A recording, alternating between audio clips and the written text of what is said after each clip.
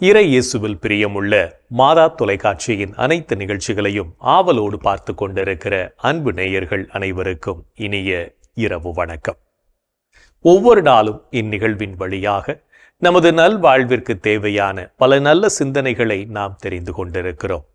இன்றும் ஒரு அருமையான சிந்தனையைத்தான் நான் உங்களோடு பகிர்ந்து கொள்ள ஆசைப்படுகிறேன். கடவுளால் படைக்கப்பட்ட நம் ஒவ்வொருவருக்கும் இன்பமும் உண்டு, அதே நேரத்தில் துன்பமும் உண்டு. இன்பத்தில் நம்மோடு பலர் பங்கெடுத்து நமக்கு மகிழ்ச்சியான சூழ்நிலையை உருவாக்குகிறார்கள். அதேபோல வாழ்க்கையில் நாம் தடுமாறும் போது தவற்றை சுட்டிக்காட்டி சரியான பாதையை நமக்கு காட்டுபவர்களும் இருக்கத்தான் செய்கிறார்கள் என்பதை நாம் புரிந்து கொள்ள வேண்டும். அவர்கள் நமது தவற்றை அதட்டிச் சொன்னாலும் அன்பாகச் சொன்னாலும் அதை ஏற்றுக்கொள்ளக்கூடிய மனப்பக்குவத்தை நாம் வளர்த்து கொள்ள வேண்டும். வாழ்க்கையில் நடக்கும் பல விஷயங்களை பற்றிய உண்மையான புரிதல் நம்மில் பலருக்கு இருப்பதில்லை. அப்படிப்பட்ட சமயங்களில் மற்றவர்கள் வாழ்க்கையை பற்றிய புரிதலை நமக்கு கற்றுக் கொடுக்கும் போது அதை தெரிந்து கொள்ள நாம் முயற்சி செய்ய வேண்டும். பல முறை கீழே விழுந்துதான் அதை கற்றுக்கொள்ள வேண்டும். நீச்சல் கற்றுக்கொள்ளும் போது பல முறை தண்ணீர் குடித்துத்தான் ஆக வேண்டும். துன்பம் என்று நினைத்தால் எதையும் கற்றுக்கொள்ள முடியாது, எதையும் சாதிக்க முடியாது என்பதை புரிந்து கொண்டு வாழ்க்கையில் ஏற்படும் அனைத்து பிரச்சனைகளையும் சமமாக ஏற்றுக்கொண்டு இறைவனுக்கு உகந்த வாழ்வு வாழ நம்மை தயார்படுத்துவோம். நாம் தொலைக்காட்சியை பார்க்கும் போது இடையிடையே விளம்பரங்கள் இல்லாமல் எந்த ஒரு நிகழ்ச்சியையும் பார்க்க முடியாது. அதுபோலத்தான் துன்பமில்லாத வாழ்க்கை என்பது நடைமுறைக்கு ஒத்துவராது என்பதை புரிந்து கொள்ள வேண்டும். சோதனையும் வேதனையும் இல்லாமல் சாதனை படைக்க முடியாது. அர்ச்சனைகளால் சாமிக்கு பெருமை, பிரச்சனைகளால் ஆசாமிக்கு பெருமை என்பதை நம் மனதிற்குள் அடிக்கடி சொல்லிக் கொள்வோம். நம் வாழ்வில் ஏற்படும் துன்பத்தின் தாக்கத்தை வரவேற்கவும் வழி அனுப்பவும் பழகிக்கொள்வோம். துன்பங்கள் நமது எதிரிகள் அல்ல, மாறாக மறைமுகமான நண்பர்கள் என்பதை புரிந்து கொள்வோம். வெயிலையும் மழையையும் குளிரையும் பொருட்படுத்தாமல் கடமை செய்ய வேண்டும். இவை மூன்றையும் கழுதையிடமிருந்து கற்றுக்கொள் என்கிறது ஒரு பாரசீக பழமொழி. பல ஆண்டுகள் உளியை தாங்கிய பாறைகள் சிறந்த சிலையாய் உருவெடுக்கின்றன. அது பலருக்கும் மகிழ்ச்சியை கொடுக்கின்றன. எனவே நமது வாழ்வில் வரும் துன்பங்களை மேலோட்டமாக பார்க்காது அதில் புதைந்திருக்கும் உண்மையை புரிந்து கொண்டு செயல்படுவோம். அப்போதுதான் வாழ்வில் வெற்றிப்படியை நோக்கி நம்மால் பயணிக்க முடியும் என்பதையும் புரிந்து கொள்வோம். ஒரு பெண்மணி தனது கணவனை இழந்து மீளா துயரில் மூழ்கியிருந்தாள். அவளது மனவேதனை எவ்வளவு அதிகமாயிருந்தது என்றால் அவளால் கண்ணீர் விட்டு கதறி அழக்கூட முடியவில்லை. எத்தனையோ பேர் அவளுக்கு ஆறுதல் சொல்லியும் அவள் அழவும் இல்லை, ஆறுதல் அடையவும் இல்லை. பக்கத்து வீட்டு பெண்ணொருத்தி அவளை சந்தித்து தேற்றுவதற்காக புறப்பட்டாள். அப்போது அவளது 5 வயது பெண் குழந்தையும் அவளோடு சென்றது. தாயும் குழந்தையும் தன்னிடம் வருவதைக் கண்ட அந்த விதவை பெண் அந்த குழந்தையை தனது மடியில் வைத்து கொண்டாள். தன் குழந்தையை பாசத்தோடு அந்த விதவை பெண் அவளது மடியில் தூக்கி வைத்து கொண்ட அவளுடைய அன்பு செயலை பார்த்து உளம் உருகி அழ ஆரம்பித்தாள் ஆறுதல் சொல்ல வந்த பெண். தன் தாய் அழுவதைக் கண்ட அந்த குழந்தையும் ஓலமிட்டு அழ ஆரம்பித்தது. தனக்கு ஆறுதல் சொல்ல வந்த தாயும் சேயும் அழுவதை பார்த்த அந்த விதவை சின்னஞ்சிறு குழந்தையை கட்டி அணைத்து கொண்டு அவளும் அழ ஆரம்பித்தாள். வெகு நேரம் ஓலமிட்டு அழுதாள். கண்ணீர் தாரை தாரையாய் கன்னங்களில் வழிந்தோடியது. இப்போது அந்த விதவை பெண்ணின் மனவேதனை அவளது கண்ணீரில் கரைந்து மறையத் துவங்கியது. இறுதியில் கண்ணீர் வழிந்து கொண்டிருந்த அவள் முகத்தில் மின்வெட்டு போன்ற சிறிய புன்முறுவல் தோன்றியது. அது சிறிது சிறிதாக கூடி அவளுடைய துயரத்தினின்று அவளுக்கு விடுதலை அளித்தது. நாமும் துன்பம் ஒன்றே நமது வாழ்வின் கதி என்று நினைத்து வாழாமல் துன்பத்திற்கு பிறகு இன்பம் என்ற ஒன்று உண்டு என்ற உண்மையை உணர்ந்து வாழ்வோம். இன்றைய தினத்தை எடுத்துக்கொள்வோம். இந்த நாள் முழுவதும் நமது வாழ்க்கையில் ஏற்பட்ட துன்பத்தை நாம் ஏற்றுக்கொண்டு வாழ்ந்தோமா என்று யோசித்து பார்ப்போம். மேலும் இந்த நாளில் நமது செயல்பாடுகள் எப்படிப்பட்டதாக இருந்தது என்று நம்மையே நாம் கேட்டு பார்ப்போம்.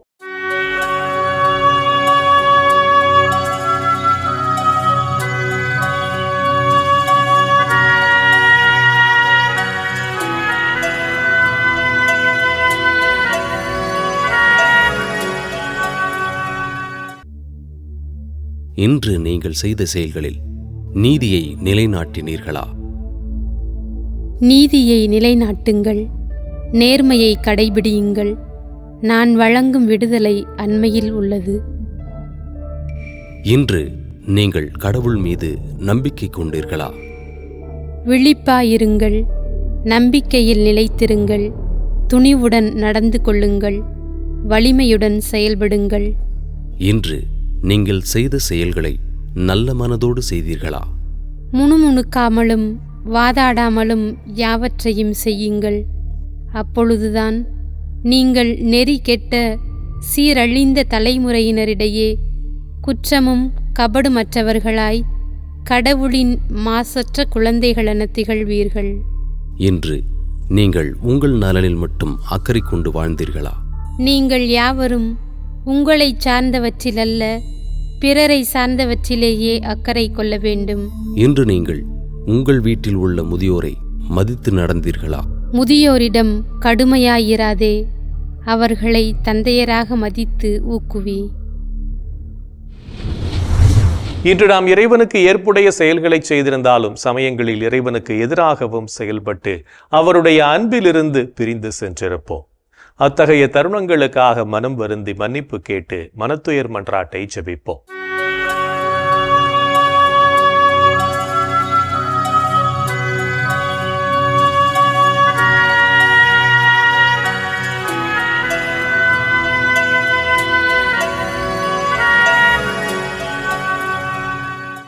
எல்லாம் வல்ல இறைவனிடமும் சகோதர சகோதரிகளே உங்களிடமும் நான் பாவி என ஏற்றுக்கொள்கிறேன்.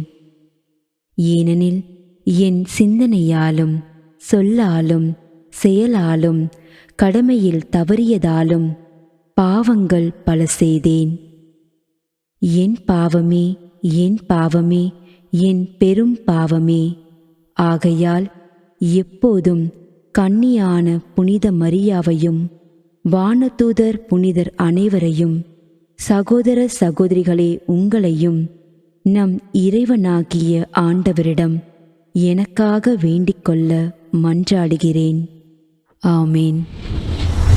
மனத்துயர் மன்றாட்டை ஜெபித்ததன் வழியாக இறைவனிடமிருந்து மன்னிப்பை பெற்றிருப்போம் என்ற நம்பிக்கையோடு இறை வேண்டலில் இணைவோம்.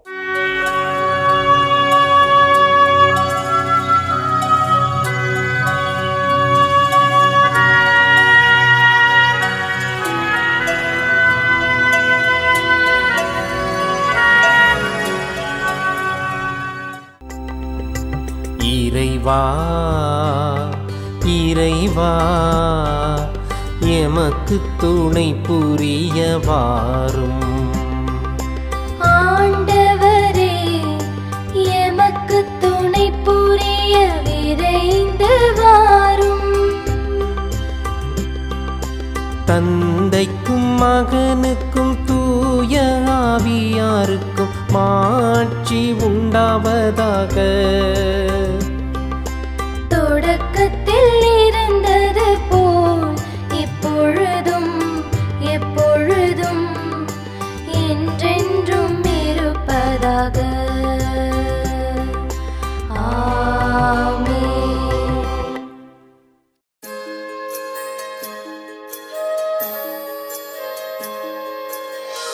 போயது பொழுது புகுந்தது இரவு, தூயனை உனது பொன்னடி தொழுதோ. நேயமையெல்லாம் ஏதமும் நீக்கி நீயமையாண்டு காத்தருளையா. கனவுகள் துயில் வழி காணுதல் வேண்டாம், கனவிருள் பூதமும் கண்ணுரல் வேண்டாம்.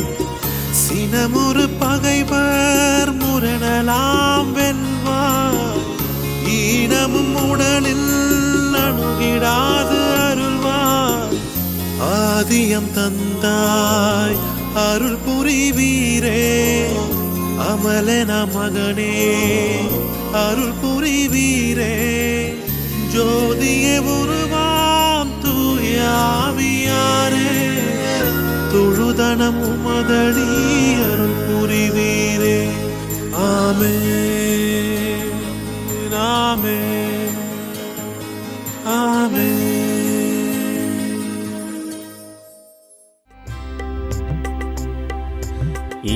இறைவா இன்னுடல்வும் பாதுகாப்பில் நிலைத்திருக்கும்.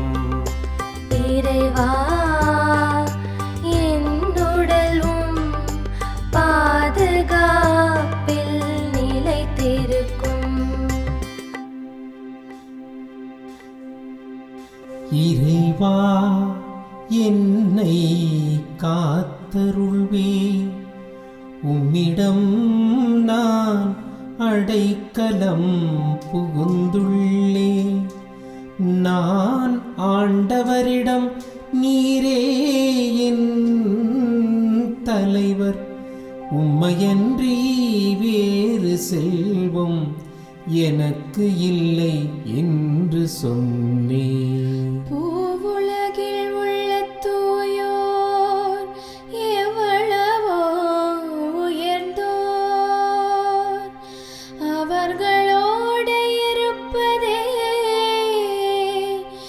எனக்கு பேரின்பம்.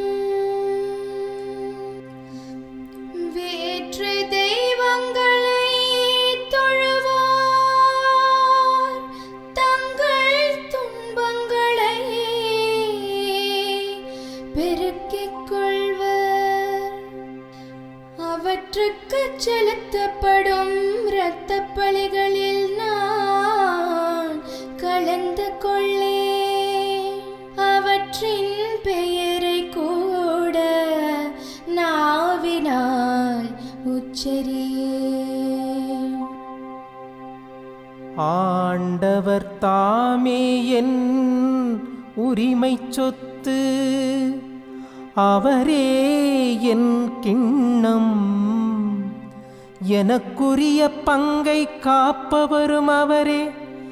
இனிமையான நிலங்கள் எனக்கு பாகமாக கிடைத்தன. உண்மையாகவே என் உரிமை சொத்து வளமானதே.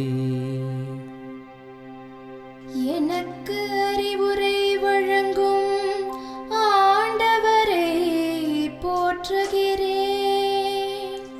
இரவில் கூட என் மனச்சான்று என்னை எச்சரிக்கின்றது. ஆண்டவரை எப்போதும் என் கண்முன் வைத்துள்ளேன். அவர் என் வலப்பக்கம் உள்ளார், எனவே நான் அசைவுறேன். என் இதயம் மகிழ்கிறது, என் உள்ளம் அக்களிக்கிறது. என் உடலும் உம் பாதுகாப்பில் இளைப்பாறும். ஏனெனில் என்னை பாதாளத்தில் விட்டுவிட மாட்டீர். உம் அன்பன் நான் படுகுழியை காண விடமாட்டீர். வாழ்வின் வழியை நான் அறியச் செய்வீர். உமது திருமுன் எனக்கு நிறை மகிழ்ச்சி உண்டு. உமது வலப்பக்கத்தில் எப்போதும் பேரின்பம் உண்டு. தந்தைக்கும் மகனுக்கும் தூய ஆவியாருக்கும் மாட்சி உண்டாவதாக. தொடக்கத்தில் இருந்தது போல் இப்பொழுதும் எப்பொழுதும் என்றென்றும் இருப்பதாக. ஆமென். இறைவா இன்னுடல்வும் பாதுகாப்பில் நிலைத்திருக்கும். இறைவா என்னுடலும் பாதுகாப்பில் நிலைத்திருக்கும். இறைவனின் உடனிருப்பு இந்த இரவு பொழுதிலும் நம்மை பாதுகாத்து வழிநடத்தும் என்ற நம்பிக்கையை இறை வேண்டலின் வழியாக பெற்றுக்கொண்ட நாம் இப்போது நாளைய நற்செய்தி வாசகத்திற்கு செவிமடுப்போம்.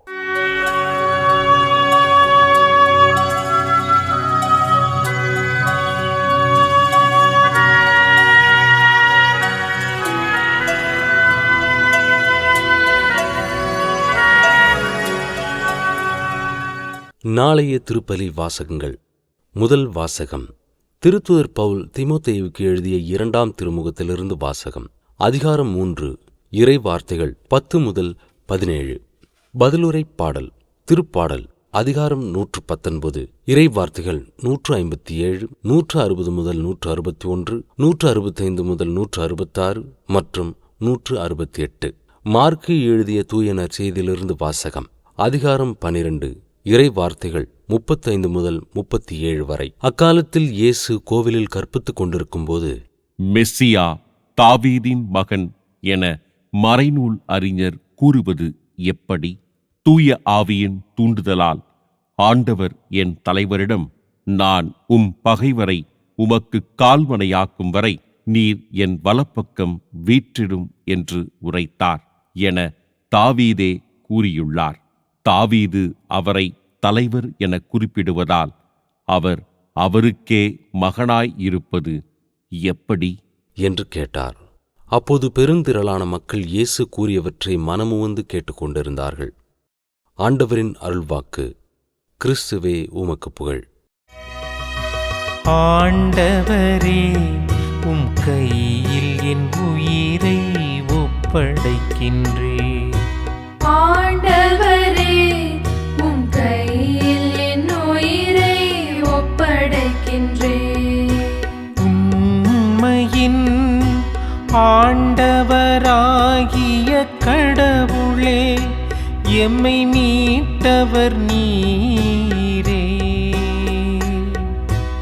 ஆண்டவரே, உம் கையில் என் உயிரை ஒப்படைக்கின்றேன்.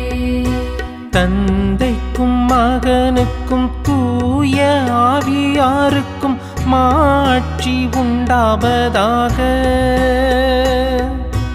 ஆண்டவரே, உம் கையில் என் உயிரை ஒப்படைக்கின்றேன். நாம் ஆண்டவரின் வார்த்தைகளை வாழ்வாக்கவும் தூய ஆவியின் துணையோடு நமது பணிகளை செய்யவும் அழைப்பு விடுக்கும் இயேசுவின் குரலுக்கு செவிமடுத்து வாழ்வோம் என்ற சிந்தனையோடு சிமியோன் பாடலில் இணைவோம்.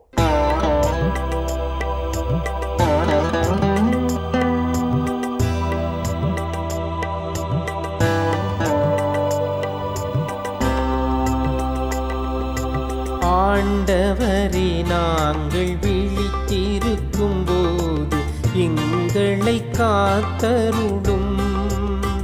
நாங்கள் தூங்கும் போது எங்களை பாதுகாத்தருளும். இதனால் கிறிஸ்துவோடு விழித்திருந்து அவரோடு அமைதியில் இளைப்பாறுவோம். அவரோடு அமைதியில் இளைப்பாறுவோம்.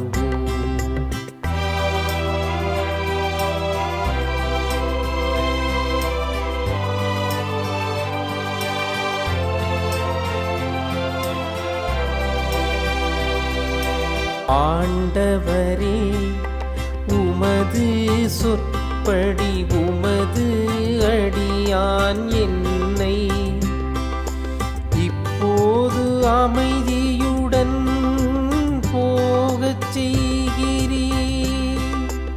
ஏனெனில் மக்கள் அனைவரும் காணுமாறு நீர் ஏற்பாடு செய்துள்ள உமது மீட்பை என் கண்கள் கண்டு கொண்டன. இம்மீட்பே பிற இனத்தாருக்கு வெளிப்பாடு அருளும் மொழி. இதுவேவும் மக்களாகிய இஸ்ராயேலுக்கு பெருமை.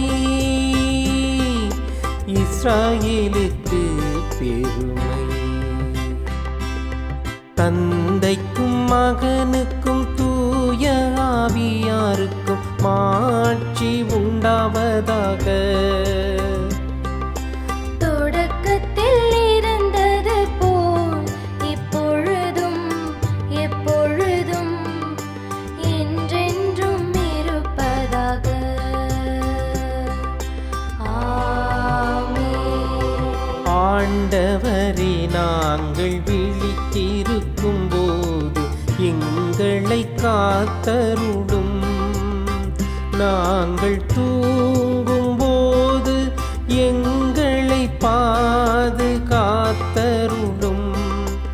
இதனால் கிறிஸ்துவோடு விழித்திருந்து அவரோடு அமைதியில் இளைப்பாறுவோம். அவரோடு அமைதியில் இளைப்பாறுவோம். இறைவன் நம்மை ஒவ்வொரு நொடி பொழுதும் அற்புதமாய் வழிநடத்தி கொண்டிருப்பதை சிமியோன் பாடல் வழியாக உணர்ந்து ஜெபித்த நாம் இப்போது நாளைய புனிதரை பற்றி பார்க்கலாம்.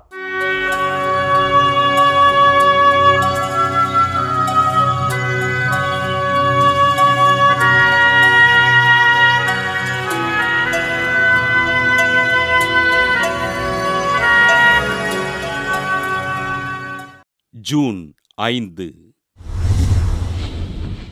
புனித போனிஃபஸ்.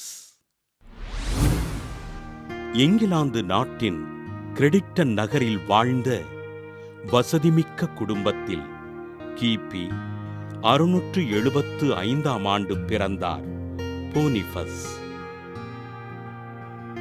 வின்ஃப்ரெட் என்னும் திருமுழுக்கு பெயரைக் கொண்ட இவர் தன் 7வது வயதில் தன் தொடக்க கல்வியினை பெனடிக்டன் துறவற சபையினில் பயின்று தன் 30வது வயதில் பெனடிக்டன் துறவற சபையினில் குருவாக அருட்பொழிவு பெற்றார்.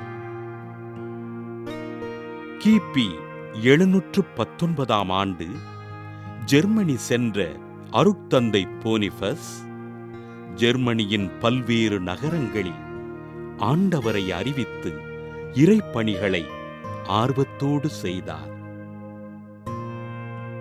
சிலை வழிபாட்டு முறையினை பின்பற்றிய மக்களை மனம் திருப்பிய அருட்தந்தை போனிஃபஸ் ஜெர்மனியின் பல்வேறு இடங்களில் ஆலயங்களை கட்டி எழுப்பினார்.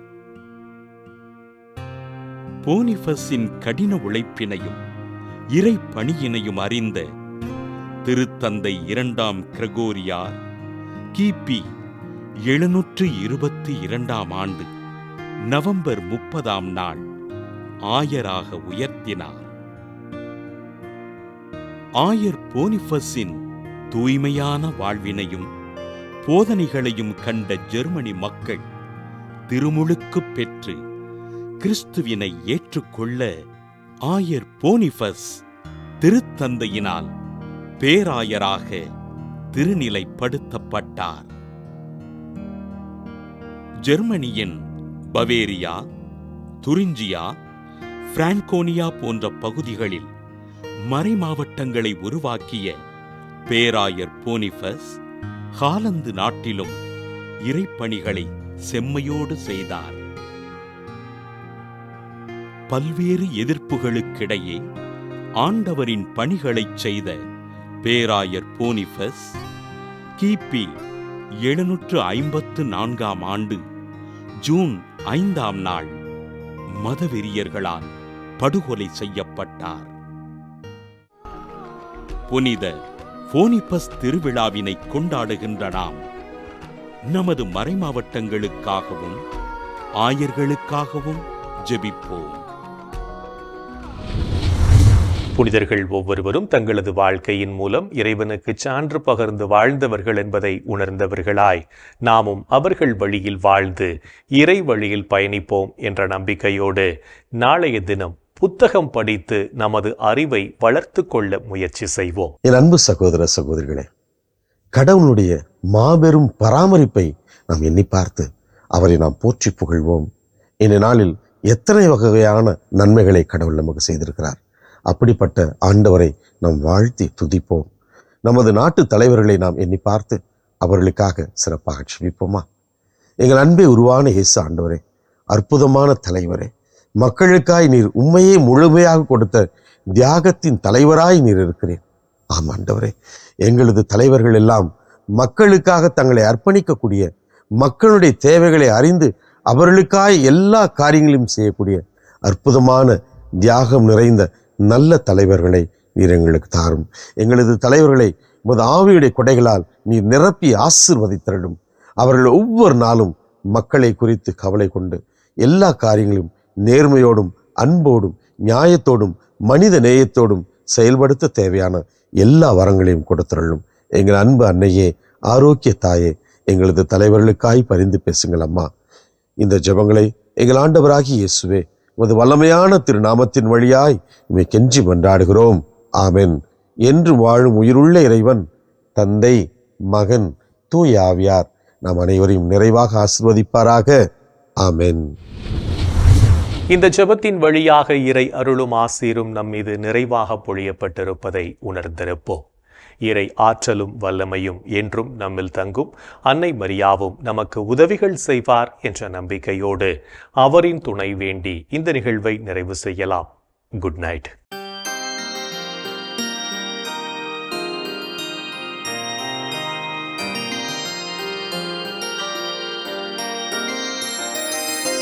வாழ்க அரசியே, தயை மிகு அன்னையே, வாழ்வே இனிமையே, தஞ்சமே வாழ்க.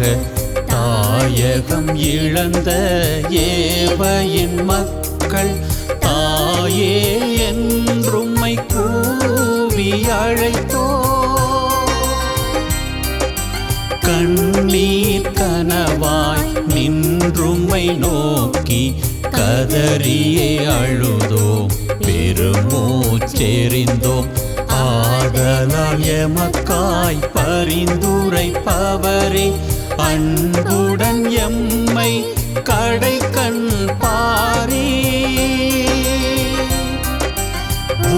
திருவயிற்றின் கனியாம் இயேசுவை இம்மை வாழ்வின் இறுதியில் காட்டுவிற் கருணையின் உருவே, தாய்மையின் கனிவே, இனிமையின் அன்னை மரியா